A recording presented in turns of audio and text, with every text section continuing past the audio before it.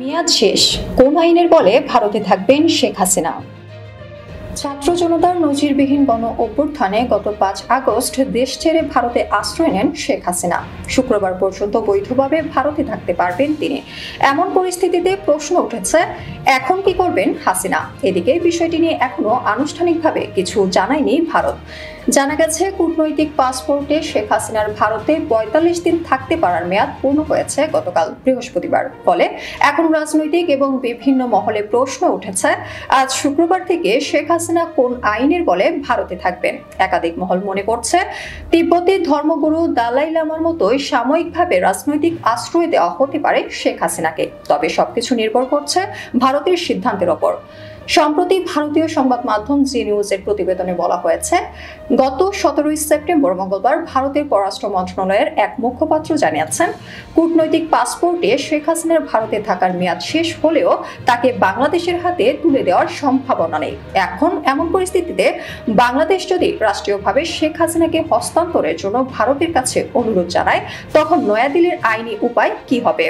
এ নিয়ে ভারতীয় ইংরেজি দৈনিক হিন্দুস্তান টাইমসের দীর্ঘ এক নিবন্ধন লিখেছেন ওপি জিন্দাল গ্লোবাল ইউনিভার্সিটির জিন্দাল গ্লোবাল ল স্কুলের অধ্যাপক প্রভাস রঞ্জন। নিবন্ধনে তিনি বলেছেন, ভারতের প্রত্যর্পণ আইন ১৯৬২ ছাড়াও শেখ হাসিনা সরকারের সাথে ২০১৩ সালে স্বাক্ষরিত ভারত বাংলাদেশ প্রত্যর্পণ চুক্তিও বর্তমানে গুরুত্বপূর্ণ হয়ে উঠেছে। ১৯৬২ সালের প্রত্যর্পণ আইনের ১২ ধারা ও ভারত বাংলাদেশের প্রত্যর্পণ চুক্তির শর্তগুলো শেখ হাসিনাকে বাংলাদেশে প্রত্যর্পণের ক্ষেত্রে প্রাসঙ্গিক হয়ে উঠেছে। শেখ হাসিনাকে প্রত্যর্পণের জন্য বাংলাদেশ ২০১৩ সালের চুক্তির উপর নির্ভর করতে পারে।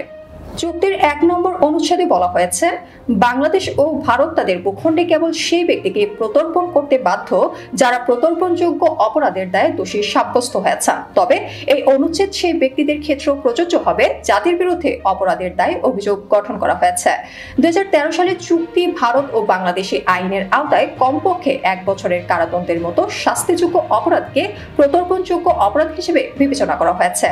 বাংলাদেশের আদালতে এখনো দোষী প্রমাণিত না হলেও হাসিনাকে প্রত্যর্পণ করা যেতে পারে। ভারত থেকে প্রত্যর্পণের প্রক্রিয়া শুরু করার জন্য তাকে এসব অপরাধে অভিযুক্ত করাই যথেষ্ট। এছাড়া ভারত বাংলাদেশ প্রত্যর্পণ চুক্তির অনুচ্ছেদ ১০-এর আওতায় প্রত্যর্পণ চাওয়ার জন্য অনুরোধকারী রাষ্ট্রের পক্ষে উপযুক্ত কর্তৃপক্ষের জারি করা গ্রেফতারি পরোয়ানাও যথেষ্ট। এক্ষেত্রে অনুরোধ জানানো রাষ্ট্রের কাছে সংগঠিত অপরাধের প্রমাণ দেওয়ার কোনো দরকার নেই। ২০১৬ সালে চুক্তিতে আনা একটি সংশোধনীর কারণে এই প্রয়োজনীয়তা বাদ পড়েছে। ফলে বাংলাদেশ এ ধরনের অনুরোধ করলে শেখ হাসিনাকে হস্তান্তর করার ক্ষেত্রে আইনি বাধ্যবাধকতায় পড়বে ভারত।